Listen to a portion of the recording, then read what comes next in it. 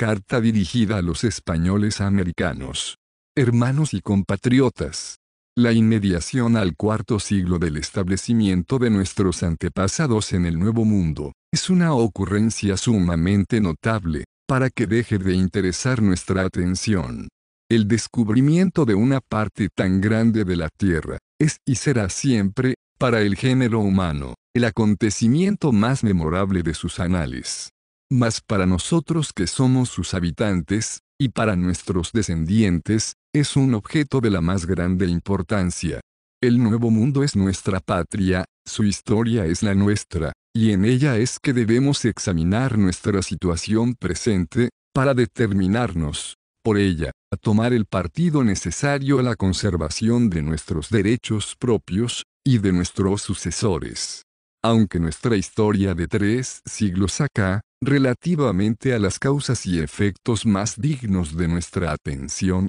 sea tan uniforme y tan notoria que se podría reducir a estas 4 palabras: ingratitud, injusticia, servidumbre y desolación, conviene, sin embargo, que la consideremos aquí con un poco de lentitud.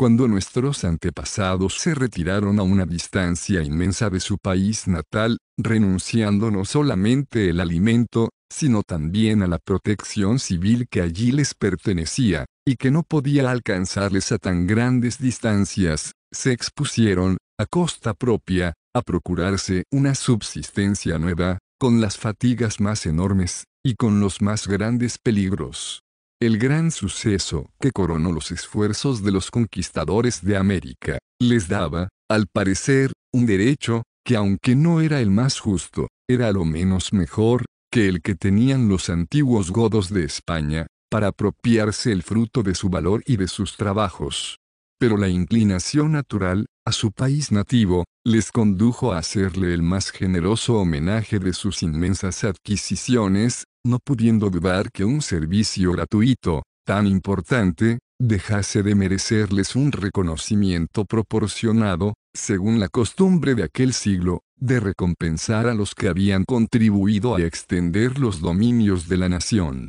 Aunque estas legítimas esperanzas han sido frustradas, sus descendientes y los de los otros españoles, que sucesivamente han pasado a la América, aunque no conozcamos otra patria que esta, en la cual está fundada nuestra subsistencia, y la de nuestra posteridad, hemos sin embargo respetado, conservado, y amado cordialmente el apego de nuestros padres a su primera patria. A ella hemos sacrificado riquezas infinitas de toda especie, prodigado nuestro sudor, y derramado por ella con gusto nuestra sangre. Guiados de un entusiasmo ciego, no hemos considerado que tanto empeño en favor de un país, que nos es extranjero, a quien nada debemos, de quien no dependemos, y del cual nada podemos esperar, es una traición cruel contra aquel en donde somos nacidos, y que nos suministra el alimento necesario para nosotros y nuestros hijos, y que nuestra veneración a los sentimientos afectuosos de nuestros padres por su primera patria, es la prueba más decisiva de la preferencia que debemos a la nuestra. Todo lo que hemos prodigado a la España ha sido pues usurpado sobre nosotros y nuestros hijos, siendo tanta nuestra simpleza, que nos hemos dejado encadenar con unos hierros que si no rompemos a tiempo, no nos queda otro recurso que el de soportar pacientemente esta ignominiosa esclavitud. Si como es triste nuestra condición actual fuese irremediable, será un acto de compasión el ocultarla a vuestros ojos, pero teniendo en nuestro poder su más seguro remedio, descubramos este horroroso cuadro para considerarle a la luz de la verdad. Esta nos enseña, que toda ley que se opone al bien universal de aquellos, para quienes está hecha, es un acto de tiranía, y que el exigir su observancia es forzar a la esclavitud, que una ley que se dirigiese a destruir directamente las bases de la prosperidad de un pueblo, sería una monstruosidad superior a toda expresión. Es evidente también que un pueblo, a quien se despojase de la libertad personal y de la disposición de sus bienes, cuando todas las otras naciones, en iguales circunstancias, ponen su más grande interés en extenderla, se hallaría en un estado de esclavitud mayor que el que puede imponer un enemigo en la embriaguez de la victoria. Supuestos estos principios incontestables, veamos cómo se adaptan a nuestra situación recíproca, con la España. Un imperio inmenso, unos tesoros que exceden toda imaginación, una gloria y un poder superiores a todo lo que la antigüedad conoció. He aquí nuestros títulos al agradecimiento, y a la más distinguida protección de la España, y de su gobierno. Pero nuestra recompensa ha sido tal que la justicia más severa, apenas nos habría aplicado castigo semejante, si hubiésemos sido reos de los más grandes delitos. La España nos destierra de todo el mundo antiguo, separándonos de una sociedad a la que estamos unidos con los lazos más estrechos, añadiendo a esta usurpación, sin ejemplo, de nuestra libertad personal, la otra igualmente importante, de la propiedad de nuestros bienes. Desde que los hombres comenzaron a unirse en sociedad para su más grande bien, nosotros somos los únicos a quienes el gobierno obliga a comprar lo que necesitamos a los precios más altos, y a vender nuestras producciones a los precios más bajos. Para que esta violencia tuviese el suceso más completo, nos han cerrado, como en una ciudad sitiada, todos los caminos por donde las otras naciones pudieran darnos a precios moderados y por cambios equitativos, las cosas que nos son necesarias. Los impuestos del gobierno, las gratificaciones al ministerio, la avaricia de los mercaderes, autorizados a ejercer de concierto el más desenfrenado monopolio, caminando todas en la misma línea, y la necesidad haciéndose sentir, el comprador no tiene elección. Y como para suplir nuestras necesidades, esta tiranía mercantil podría forzarnos a usar de nuestra industria, el gobierno se encargó de encadenarla. No se pueden observar sin indignación los efectos de este detestable plan de comercio, cuyos detalles serían increíbles, si los que nos han dado personas imparciales y dignas de fe no nos suministrasen pruebas decisivas para juzgar del resto. Sin el testimonio de don Antonio Ulloa, sería difícil el persuadir a la Europa, que el precio de los artículos, esencialmente necesarios en todas partes, tales como el hierro y el acero, fuese en Quito, en tiempo de paz, regularmente mayor que de 100 pesos, o de 540 libras tornesas por quintal de hierro, y de 150 pesos u 810 libras por quintal de acero, el precio del primero no siendo en Europa sino de 5 a 6 pesos, 25 a 30 libras, y el del segundo a proporción, que en un puerto tan célebre como el de Cartagena de Indias, e igualmente en tiempo de paz, haya habido una escasez de vino tan grande, que estaban obligados a no celebrar la misa, sino en una sola iglesia, y que generalmente esta escasez, y su excesivo precio, impiden el uso de esta bebida, más necesaria allí que en otras partes, por la insalubridad de clima. Por honor de la humanidad y de nuestra nación, más vale pasar en silencio los horrores, y las violencias del otro comercio exclusivo, conocido en el Perú con el nombre de repartimientos, que se arrogan los corregidores y alcaldes mayores para la desolación y ruina particular de los desgraciados indios y mestizos. Qué maravilla es pues, si con tanto oro y plata, de que hemos casi saciado al universo, poseamos apenas con qué cubrir nuestra desnudez. ¿De qué sirven tantas tierras tan fértiles, si además de la falta de instrumentos necesarios para labrarlas, nos es por otra parte inútil el hacerlo más allá de nuestra propia consumación? Tantos bienes, como la naturaleza nos prodiga, son enteramente perdidos. Ellos acusan la tiranía que nos impide el aprovecharlos, comunicándonos con otros pueblos. Parece que, sin renunciar a todo sentimiento de vergüenza, no se podía añadir nada a tan grandes ultrajes. La ingeniosa política, que bajo el pretexto de nuestro bien, nos había despojado de la libertad, y de los bienes debía sugerir, a lo menos, que era preciso dejarnos alguna sombra de honor y algunos medios de restablecernos para preparar nuevos recursos. Para esto es que el hombre concede el reposo y la comida a los animales que le sirven. La administración económica de nuestros intereses nos habría consolado de las otras pérdidas, y habría procurado ventajas a la España. Los intereses de nuestro país, no siendo sino los nuestros, su buena o mala administración recae necesariamente sobre nosotros, y es evidente que a nosotros solos pertenece el derecho de ejercerla, y que solos podemos llenar sus funciones, con ventaja recíproca de la patria, y de nosotros mismos. Qué descontento no manifestaron los españoles, cuando algunos flamencos, vasallos, como ellos, y demás compatriotas de Carlos V, ocuparon algunos empleos públicos en España. Cuánto no murmuraron. Con cuántas solicitudes y tumultos no exigieron que aquellos extranjeros fuesen despedidos, sin que su corto número, ni la presencia del monarca,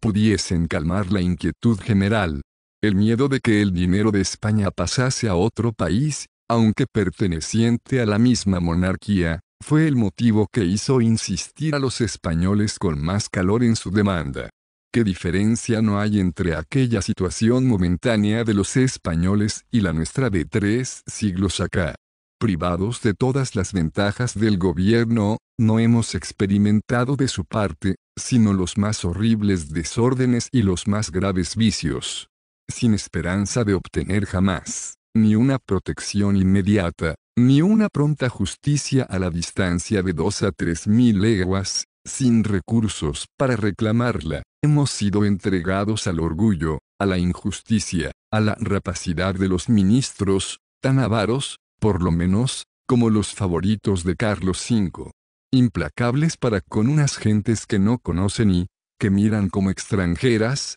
procuran solamente satisfacer su codicia con la perfecta seguridad de que su conducta inicua será impune, o ignorada del soberano. El sacrificio hecho a la España, de nuestros más preciosos intereses, ha sido el mérito con que todos ellos pretenden honrarse para excusar las injusticias con que nos acaban. Pero la miseria, en que la España misma ha caído, prueba que aquellos hombres no han conocido jamás los verdaderos intereses de la nación, o que han procurado solamente cubrir con este pretexto sus procedimientos vergonzosos, y el suceso ha demostrado, que nunca la injusticia produce frutos sólidos. A fin de que nada faltase a nuestra ruina, y a nuestra ignominiosa servidumbre, la indigencia, la avaricia y la ambición han suministrado siempre a la España un enjambre de aventureros, que pasan a la América, resueltos a desquitarse allí,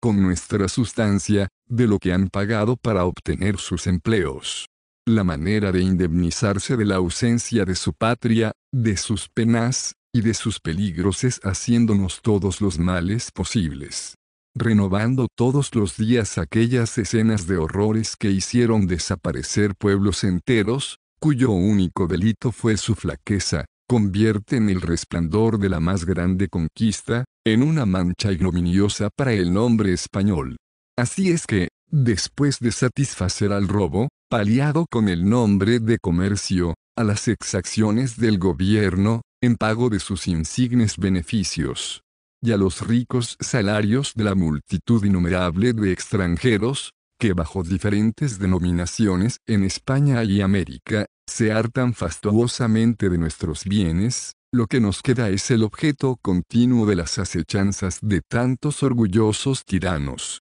cuya rapacidad no conoce otro término que el que quieren imponerle su insolencia y la certidumbre de la impunidad. Así, mientras que en la corte, en los ejércitos, en los tribunales de la monarquía, se derraman las riquezas y los honores a extranjeros de todas las naciones, nosotros solos somos declarados indignos de ellos e incapaces de ocupar, aun en nuestra propia patria, unos empleos que en rigor nos pertenecen exclusivamente. Así la gloria, que costó tantas penas a nuestros padres, es para nosotros una herencia de ignominia y con nuestros tesoros inmensos no hemos comprado sino miseria y esclavitud.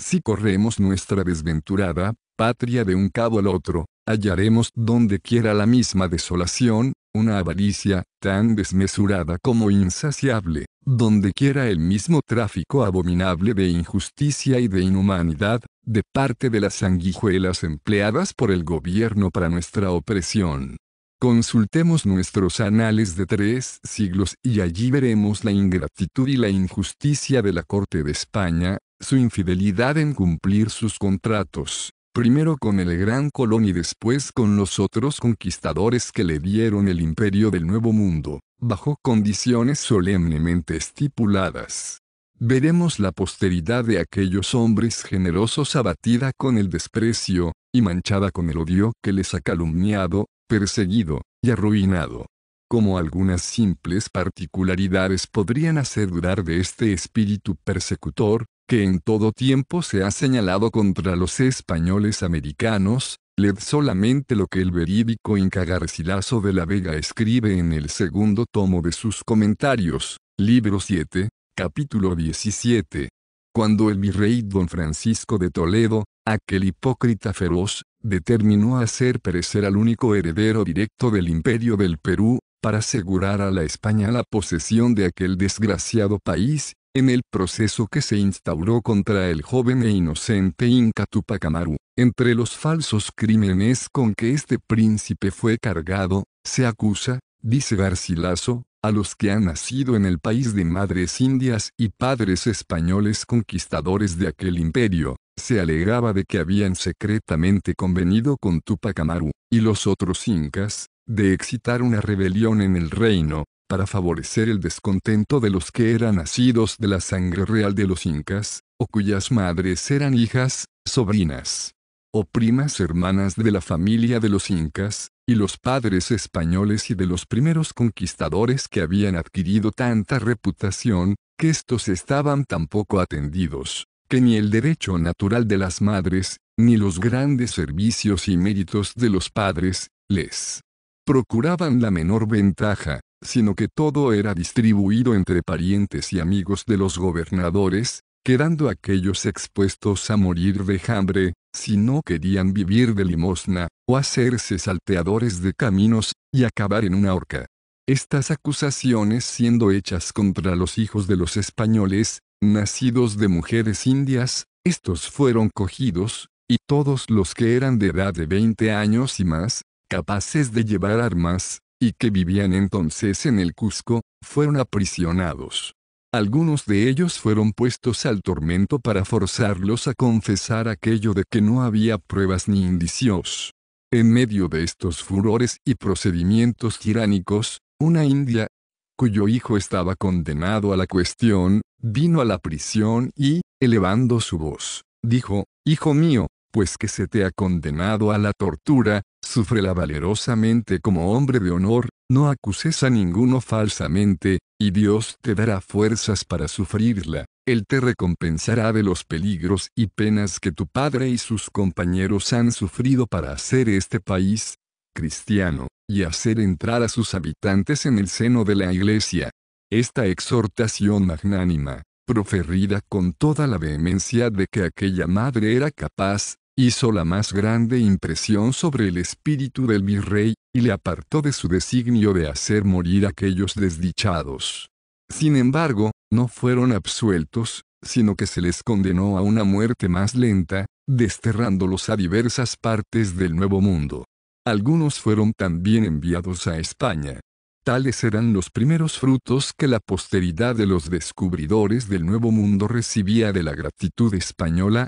cuando la memoria de los méritos de sus padres estaba aún reciente. El virrey, aquel monstruo sanguinario, pareció entonces el autor de todas las injusticias, pero desengañémonos acerca de los sentimientos de la corte. Si creemos que ella no participaba de aquellos excesos, ella se ha deleitado en nuestros días en renovarlos en toda la América, arrancándole un número mucho mayor de sus hijos, sin procurar disfrazar siquiera su inhumanidad. Estos han sido deportados hasta en Italia. Después de haberlos botado en un país que no es de su dominación, y renunciádolos como vasallos, la corte de España, por una contradicción y un refinamiento inaudito de crueldades, Con un furor que solo puede inspirar a los tiranos el miedo de la inocencia sacrificada, la corte se ha reservado el derecho de perseguirles y oprimirles continuamente. La muerte ha librado ya, a la mayor parte de estos desterrados, de las miserias que les han acompañado hasta el sepulcro. Los otros arrastran una vida infortunada y son una prueba de aquella crueldad de carácter que tantas veces se ha echado en cara a la nación española, aunque realmente esta mancha no deba caer sino sobre el despotismo de su gobierno. 3 siglos enteros, durante los cuales este gobierno ha tenido sin interrupción ni variación alguna la misma conducta con nosotros, son la prueba completa de un plan meditado que nos sacrifica enteramente a los intereses y conveniencias de la España, pero, sobre todo, a las pasiones de su ministerio. No obstante, esto es evidente, que a pesar de los esfuerzos multiplicados de una falsa e inicua política, nuestros establecimientos han adquirido tal consistencia que Montesquieu, aquel genio sublime, ha dicho: las Indias y la España son potencias bajo un mismo dueño, mas las Indias son el principal y la España el accesorio. En vano la política procura atraer el principal al accesorio, las Indias atraen continuamente la España a ellas. Esto quiere decir, en otros términos, que las razones para tiranizarnos se aumentan cada día. Semejante a un tutor malévolo que se ha acostumbrado a vivir en el fausto y opulencia a expensas de su pupilo, la España con el más grande terror ve llegar el momento que la naturaleza, la razón y la justicia han prescrito para emanciparnos de una tutela tan tiránica. El vacío y la confusión, que producirá la caída de esta administración, pródiga de nuestros bienes, no es el único motivo que anima a la corte de España a perpetuar nuestra minoridad, a agravar nuestras cadenas. El despotismo que ella ejerce con nuestros tesoros, sobre las ruinas de la libertad española, podría recibir con nuestra independencia un golpe mortal, y la M-Visión debe prevenirlo, con los mayores esfuerzos. La pretensión de la Corte de España a una ciega obediencia a sus leyes arbitrarias, está fundada principalmente sobre la ignorancia que procura alimentar y entretener, sobre todo acerca de los derechos inalienables del hombre, y de los deberes indispensables de todo gobierno. Ella ha conseguido persuadir al vulgo, que es un delito el razonar sobre los asuntos que importan más a cada individuo, y por consiguiente, que es una obligación continua la de extinguir la preciosa antorcha que nos dio el Creador para alumbrarnos y conducirnos. Pero a pesar de los progresos de una doctrina tan funesta, toda la historia de España testifica constantemente contra su verdad y legitimidad. Después de la época memorable del poder arbitrario, y de la injusticia de los últimos reyes godos, que trajeron la ruina de su imperio y de la nación española, nuestros antepasados, cuando restablecieron el reino y su gobierno, pensaron en premunirse contra el poder absoluto, a que siempre han aspirado nuestros reyes. Con este designio, concentraron la supremacía de la justicia, y los poderes legislativos de la paz, de la guerra, de los subsidios y de las monedas, en las cortes que representaban la nación en sus diferentes clases y debían ser los depositarios y los guardianes de los derechos del pueblo. A este dique tan sólido los aragoneses añadieron el célebre magistrado llamado el Justicia, para velar a la protección del pueblo, contra toda violencia y opresión, como también para reprimir el poder abusivo de los reyes. En el preámbulo de una de aquellas leyes los aragoneses, dicen, según Jerónimo Blanco en sus comentarios, página 751, que la esterilidad de su país y la pobreza de sus habitantes son tales que si la libertad no los distinguía de las otras naciones, el pueblo abandonaría su patria, e iría a establecerse en una región más fértil. Y a fin de que el rey no olvide jamás el manantial de donde le viene la soberanía, el Justicia, en la ceremonia solemne de la coronación, le dirigía las palabras siguientes: nos que valemos cuanto vos, os hacemos nuestro rey y señor, con tal que guardéis nuestros fueros y libertades, y si no, no, tal como lo refiere el célebre Antonio Pérez, secretario del rey don Felipe II. Era pues un artículo fundamental de la Constitución de Aragón, que si el rey violaba los derechos y privilegios del pueblo, el pueblo podía legítimamente extrañarlo, y en su lugar nombrar otro, aunque fuese de la religión pagana, según el mismo Jerónimo Blanco. A este noble espíritu de libertades que nuestros antepasados debieron la energía que les hizo acabar tan grandes empresas, y que en medio de tantas guerras onerosas, hizo florecer la nación y la colmó de prosperidades, como se observa hoy en Inglaterra y Holanda. Mas luego que el rey pasó los límites que la Constitución de Castilla y de Aragón le habían prescrito, la decadencia de la España fue tan rápida como había sido extraordinario el poder adquirido o, por mejor decir, usurpado, por los soberanos. Y esto prueba bastante, que el poder absoluto, al cual se junta siempre el arbitrario, es la ruina de los estados. La reunión de los reinos de Castilla y de Aragón, como también los grandes estados, que al mismo tiempo tocaron por herencia a los reyes de España, y los tesoros de las Indias, dieron a la corona una preponderancia imprevista, y tan fuerte, que en muy poco tiempo trastornó todos los obstáculos que la prudencia de nuestros abuelos había opuesto para asegurar la libertad de su descendencia. La autoridad real, semejante al mar cuando sale de sus márgenes, inundó toda la monarquía, y la voluntad del rey, y de sus ministros, se hizo la ley universal. Una vez establecido el poder despótico tan sólidamente, la sombra misma de las antiguas cortes no existió más, no quedando otra salvaguardia a los derechos naturales, civiles y religiosos de los españoles que la arbitrariedad de los ministros o las antiguas formalidades de justicia llamadas vías jurídicas. Estas últimas se han opuesto algunas veces a la opresión de la inocencia, sin estorbar por eso el que se verificase el proverbio de que allá van leyes donde quieren reyes. Una invención dichosa sugirió al fin el medio más fecundo para desembarazarse de estas trabas molestas. La suprema potencia económica, y los motivos reservados en el alma real, expresiones que asombrarán la posteridad, descubriendo al fin la vanidad, y todas las ilusiones del género humano, sobre los principios eternos de justicia, sobre los derechos y deberes de la naturaleza y de la sociedad,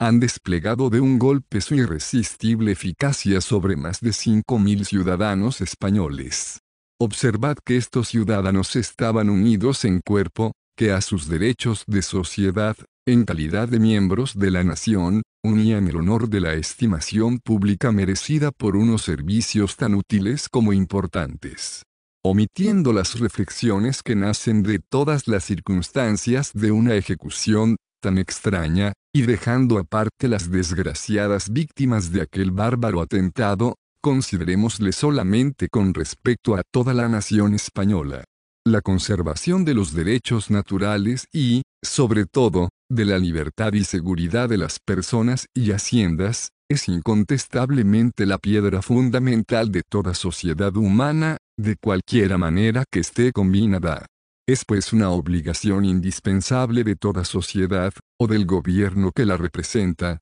no solamente respetar sino aún proteger eficazmente los derechos de cada individuo. Aplicando estos principios al asunto actual, es manifiesto que 5.000 ciudadanos, que hasta entonces la opinión pública no tenía razón para sospechar de ningún delito, han sido despojados por el gobierno de todos sus derechos sin ninguna acusación, sin ninguna forma de justicia, y del modo más arbitrario. El gobierno ha violado solemnemente la seguridad pública, y hasta que no haya dado cuenta, a toda la nación, de los motivos que le hicieron obrar tan despóticamente, no hay particular alguno, que en lugar de la protección que le es debida, no tenga que temer una opresión semejante, tanto más cuanto su flaqueza individual expone más fácilmente que a un cuerpo numeroso, que en muchos respetos interesaba a la nación entera. Un temor tan serio, y tan bien fundado, excluye naturalmente toda idea de seguridad. El gobierno, culpable de haberla destruido en toda la nación, ha convertido en instrumentos de opresión y de ruina, los medios que se le han confiado para proteger y conservar los individuos. Si el gobierno se cree obligado a hacer renacer la seguridad pública y confianza de la nación en la rectitud de su administración, debe manifestar en la forma jurídica más clara, la justicia de su cruel procedimiento, respecto de los 5.000 individuos de que se acaba de hablar. Y en el intervalo, está obligado a confesar el crimen que ha cometido contra la nación, violando un deber indispensable, y ejerciendo una implacable tiranía. Mas si el gobierno se cree superior a estos deberes para con la nación, ¿qué diferencia hace pues entre ella y una manada de animales, que un simple capricho del propietario puede despojar, enajenar y sacrificar? El cobarde y tímido silencio de los españoles, acerca de este horrible atentado, justifica el discernimiento del ministerio que se atrevió a una empresa tan difícil como injusta. Y si sucede en las enfermedades políticas de un Estado, como en las enfermedades humanas, que nunca son más peligrosas que, cuando el paciente se muestra insensible al exceso del mal que le consume, ciertamente la nación española en su situación actual tiene motivos para consolarse de sus penas. El progreso de la grande revolución, que acabamos de bosquejar, y que se ha perpetuado hasta nosotros en la Constitución y Gobierno de España, es conforme con la historia nacional. Pasemos ahora al examen de la influencia que nosotros debemos esperar o temer de esta misma revolución. Cuando las causas conocidas de un mal cualquiera se empeoran sin relajación, sería una locura esperar de ellas el bien. Ya hemos visto la ingratitud, la injusticia y la tiranía, con que el gobierno español nos acaba desde la fundación de nuestras colonias, esto es cuando estaba él mismo muy lejos del poder absoluto y arbitrario a que ha llegado después. Al presente que no conoce otras reglas que su voluntad, y que está habituado a considerar nuestra propiedad como un bien que le pertenece, todo su estudio consiste en aumentarle con detrimento nuestro, coloreando siempre, con el nombre de utilidad de la madre patria, el infame sacrificio de todos nuestros derechos y de nuestros más preciosos intereses. Esta lógica es la de los salteadores de caminos, que justifica la usurpación de los bienes ajenos, con la utilidad que de ella resulta al usurpador.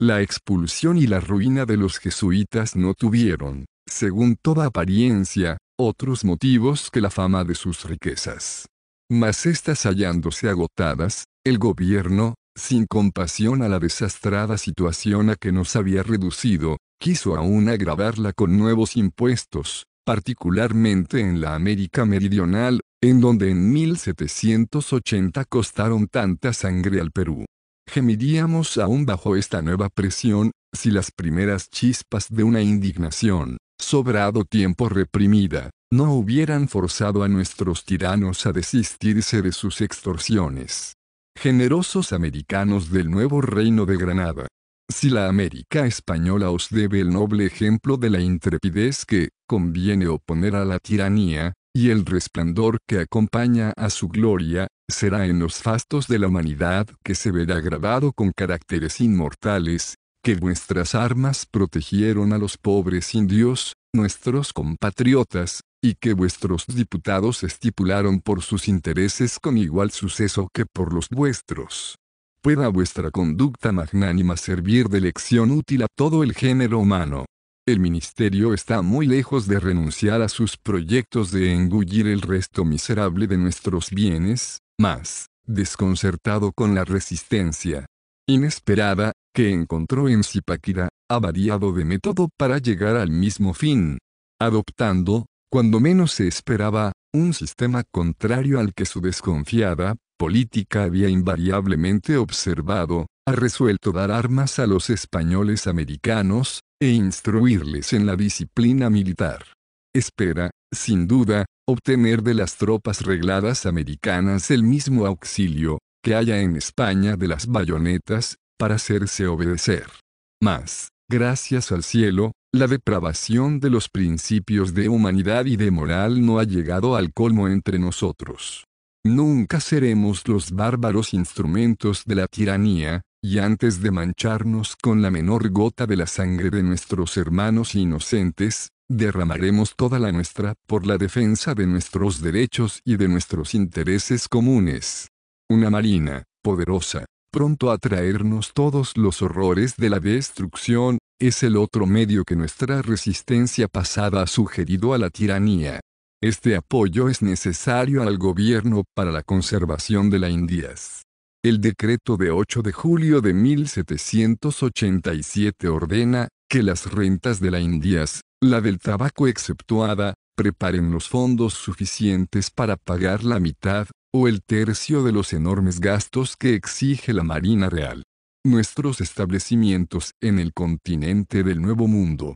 aún en su estado de infancia, y cuando la potencia española estaba en su mayor declinación, han estado siempre al abrigo de toda invasión enemiga, y nuestras fuerzas, siendo ahora mucho más considerables, es claro que el aumento de tropas y de la marina, es para nosotros un gasto tan enorme como inútil a nuestra defensa. Así esta declaración formal, anunciada con tanta franqueza, no parece indicar otra cosa, sino que la vigilancia paternal, del gobierno por nuestra prosperidad, cuyas dulzuras nos ha hecho gustar hasta aquí, se propone darnos nuevas pruebas de su celo y de su amor. No escuchando sino las ideas de justicia, que se deben suponer a todo gobierno, se podría creer que los fondos que debemos suministrar para el pago de los enormes gastos de la Marina, son destinados a proteger nuestro comercio y multiplicar nuestras riquezas, de suerte que nuestros puertos, de la misma manera que los de España, van a ser abiertos a todas las naciones, y que nosotros mismos podremos visitar las regiones más lejanas,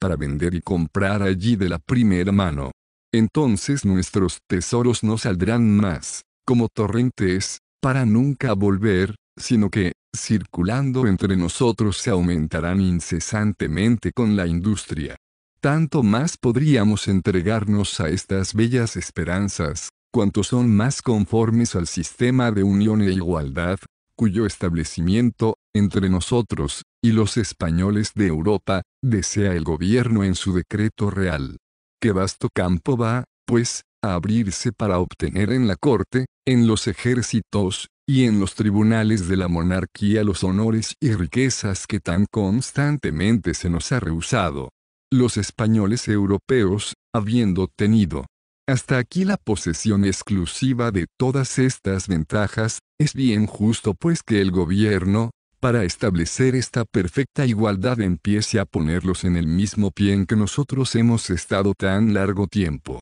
Nosotros solos deberíamos frecuentar los puertos de la España, y ser los dueños de su comercio, de sus riquezas, y de sus destinos. No se puede dudar que los españoles, testigos de nuestra moderación, dejen de someterse tranquilamente a este nuevo orden. El sistema de igualdad, y nuestro ejemplo, lo justifica maravillosamente. ¿Qué diría la España y su gobierno si insistiésemos seriamente en la ejecución de este bello sistema? ¿Y para qué insultarnos tan cruelmente hablando de unión y de igualdad? Sí, igualdad y unión, como la de los animales de la fábula, la España se ha reservado la Plaza de León. Luego no es sino después de 3 siglos que la posesión del Nuevo Mundo, nuestra patria, nos es debida, y que oímos hablar de la esperanza de ser iguales a los españoles de Europa. ¿Y cómo y por qué título habríamos decaído de aquella igualdad? A nuestra ciega y cobarde sumisión a todos los ultrajes del gobierno, es la que nos ha merecido una idea tan despreciable y tan insultante. Queridos hermanos y compatriotas, si no hay entre vosotros quien no conozca y sienta sus agravios más vivamente que yo podría explicarlo, el ardor que se manifiesta en vuestras almas, los grandes ejemplos de vuestros antepasados, y vuestro valeroso denuedo, os prescriben la única resolución que conviene al honor que habéis heredado, que estimáis y de que hacéis vuestra vanidad. El mismo gobierno de España os ha indicado ya esta resolución, considerándoos siempre como un pueblo distinto de los españoles europeos, y esta distinción os impone la más ignominiosa esclavitud. Consintamos por nuestra parte a ser un pueblo diferente, renunciemos al ridículo sistema de unión y de igualdad con nuestros amos y tiranos, renunciemos a un gobierno, cuya lejanía tan enorme no puede procurarnos, aun en parte las ventajas que todo hombre debe esperar de la sociedad de que es miembro, a este gobierno que, lejos de cumplir con su indispensable obligación de proteger la libertad y seguridad de nuestras personas y propiedades, ha puesto el más grande empeño en destruirlas, y que en lugar de esforzarse a hacernos dichosos, acumula sobre nosotros toda especie de calamidades. Pues que los derechos y obligaciones del gobierno y de los súbditos son recíprocas, la España ha quebrantado, la primera, todos sus deberes para con nosotros, ella ha roto los débiles lazos que habrían podido unirnos y estrecharnos. La naturaleza nos ha separado de la España con mares inmensos.